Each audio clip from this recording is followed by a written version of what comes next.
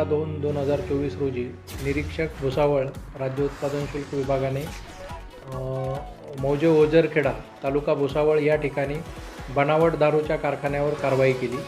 या कारवाईमध्ये 55,090 ml क्षमतेच्या भरलेल्या देशी दारूच्या बनावट बॉटल्स जप्त केल्या।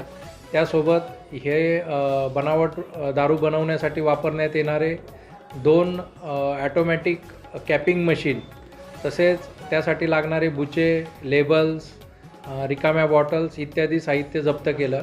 यासोबतच एक 2 व्हीलर आणि बाकी मुद्देमालासह असा एकूण 46,37,500 रुपयाचा मुद्देमाल जप्त करण्यात आला।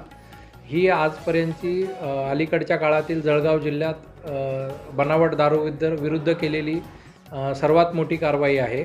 या कारवाईमध्ये निरीक्षक भुसावळ, दुय्यम निरीक्षक भुसावळ तसेच दुय्यम निरीक्षक यावल यांच्यासह त्यांच्या संपूर्ण स्टाफने सहभाग नोंदवला। आरोपी किती पकडले गेले? याच्यामध्ये सध्या एक आरोपी ला अटक केलेली असून 3 आरोपी फरार आहेत। पुढील तपासात त्यांना अटक करण्याची कारवाई चालू आहे।